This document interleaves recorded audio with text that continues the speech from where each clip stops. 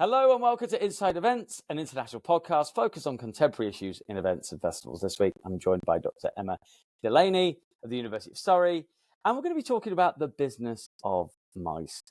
Welcome, Emma. If you could give us a little bit of information about who you are, what organisation you work for, my old stomping ground, and why are you interested in the business of mice?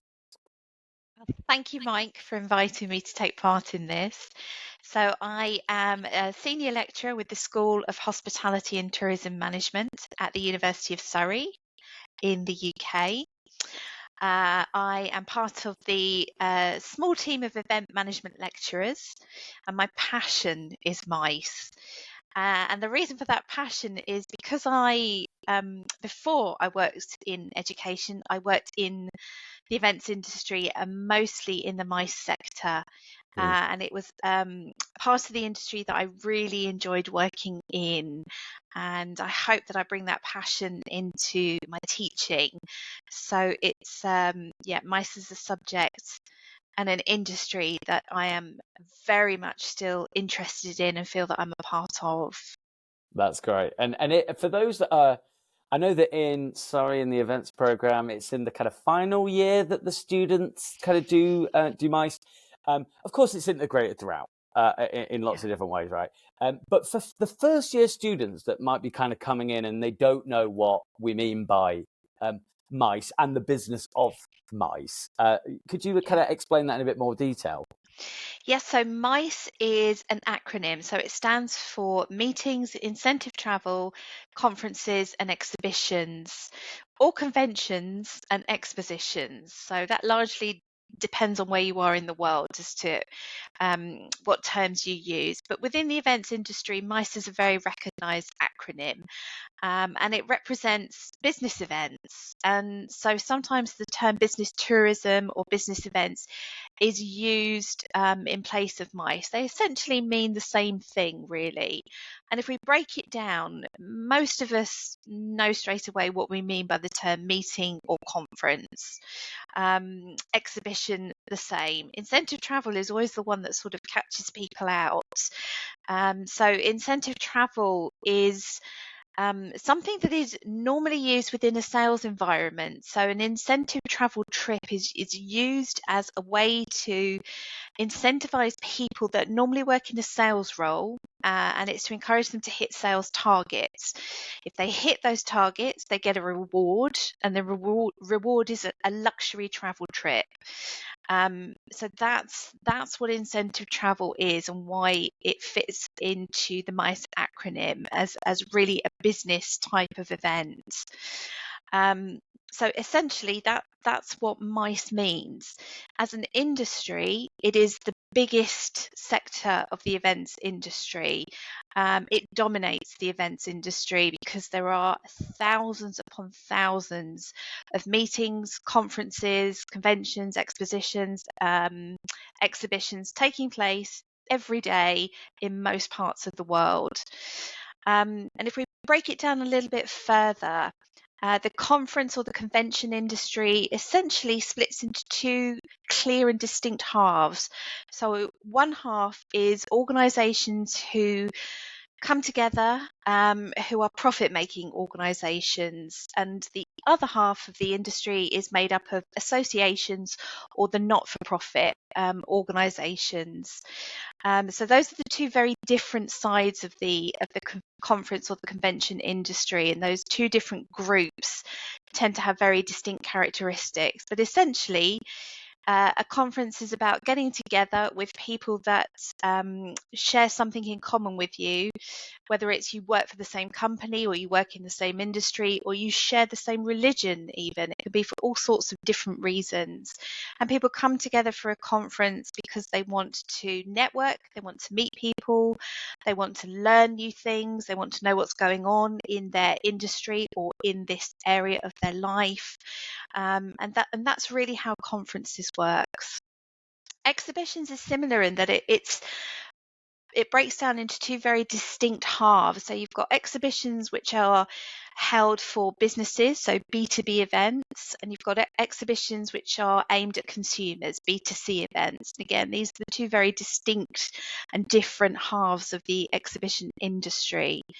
And then within the business of MICE, you've got thousands of people who work in this industry, some as professional organisers, whether that's organisers of conferences or organisers of exhibitions. Some will be in-house and will work for specific organisations, and others will work for agencies that will work on different events one at a time or several at a time. Then you've got venues. There are thousands of venues around the world that host business events, and therefore lots of people that work specifically in venues looking after business events, which is one of the jobs that I did. And then you have all of the suppliers to the events industry who, of course, work with conference organisers, exhibition venues, and everyone else in this industry. So as an industry, it's huge. And if we look around the world, it's bigger in certain places than others, right? So if I look at the USA and the way in which our counties and our states are organized, they've all got a big convention center. There's one right next to ours, the Orange County Convention Center. And then I was chatting with Dino Couto at Macau, and he was talking about these 10K big business events, whereby they've got entire hotel complexes situated around with loads of leisure and entertainment facilities and all that sort of thing. And they're geared up for 10,000 delegates. And I just can't even probably get my head around like how crazy that would be. I fear for the well-being of the event manager or the event managers in that sense.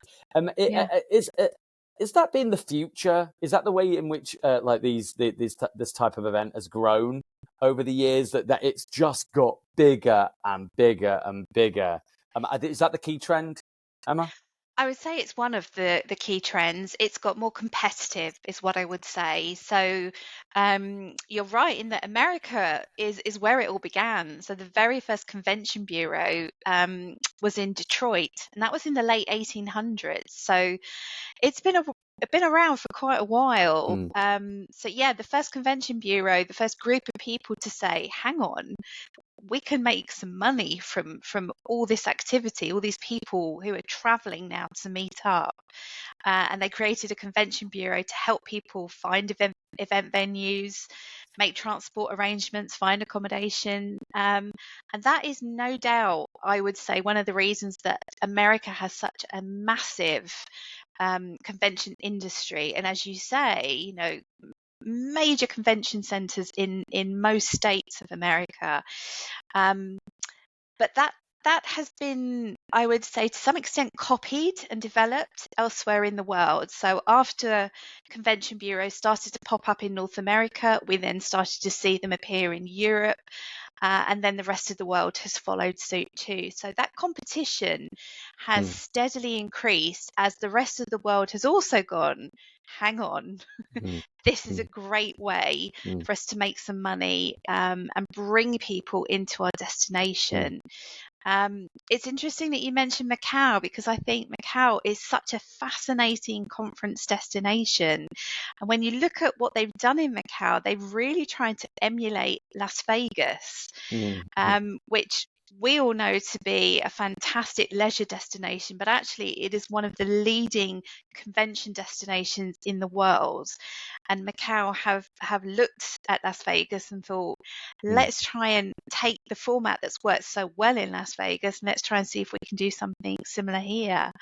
So yeah, I would say competition is one of the things that has continued and is still continuing to drive developments in the industry, particularly at the moment, I would say in Asia. That's so interesting. It's an interesting field, and I always find students are fascinated by this area, and I'm just thinking about the people that run the convention centers in the US.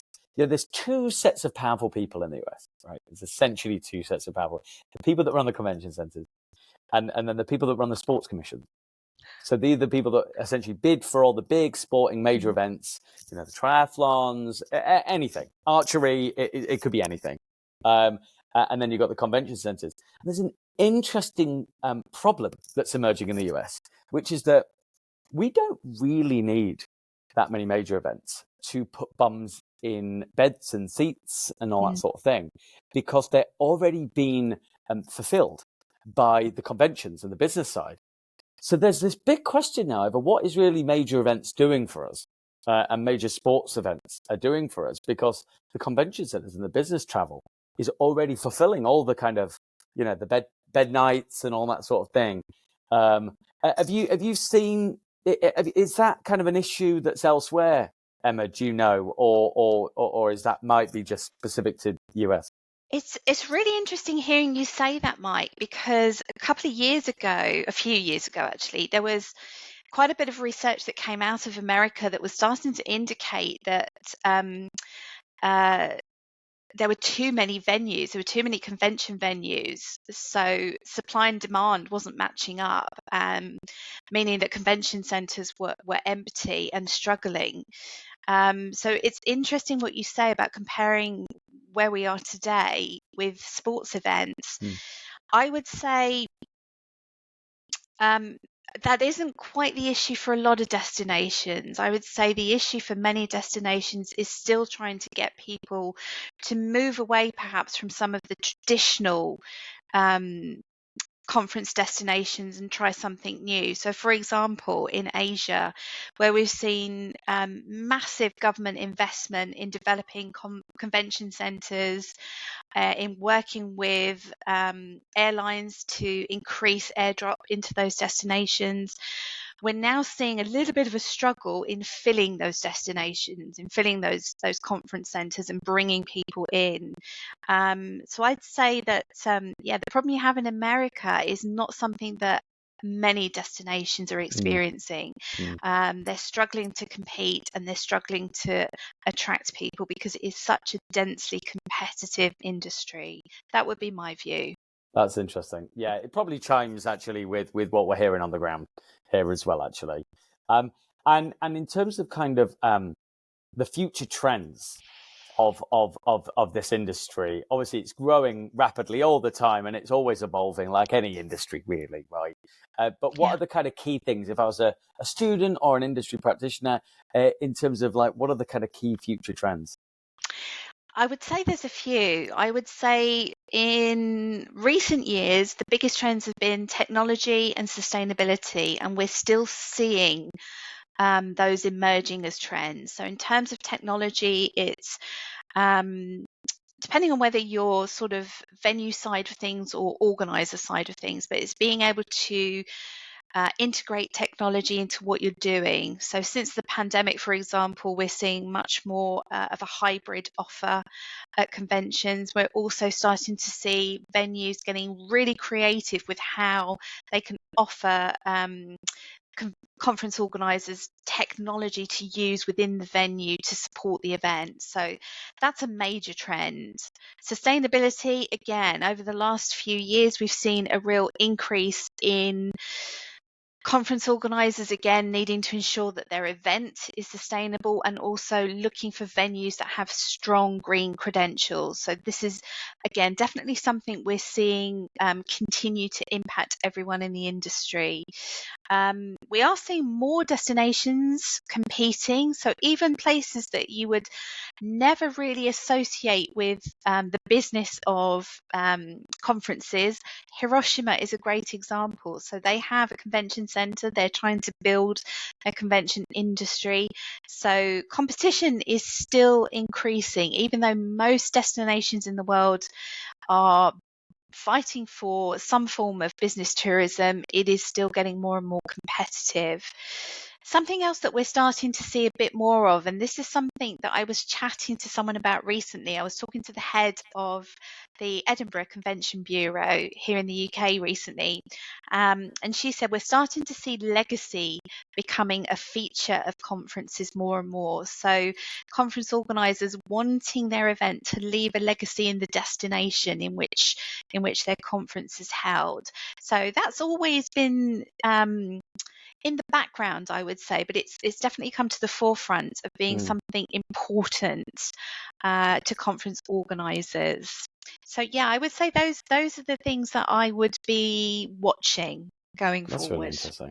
Really interesting. And I'm currently working on a project looking at some business events and very similar fashion. You know, it's all about legacy. It's all about what it's going to do over year 1, year 2, year 3. How does the next build on the next? And it really speaks to the Vasilios Zaakis's work on event portfolios, how every conference can lead to the next. And if you know what each one's doing, you can shift the dial in terms of whatever. It might be a social policy, it might be an economic policy, it might be just generating more tourism.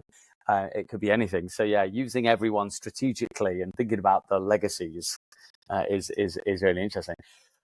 Emma, I've got to shoot, but thank you so much for coming on Inside Events. I was going to ask you just to put together some small resources, really, just to go underneath the podcast. We'll add those underneath. So if anyone's interested to know more, they can kind of have a look at that and maybe drop you a line and find out more, I guess. I would be happy to talk to anyone that wants to talk about mice. And yeah, there's quite a few resources that are really accessible and really useful for anyone that wants to read more into this. That's awesome. Thanks, Emma. Thanks for joining us. Lovely to see you, Mike.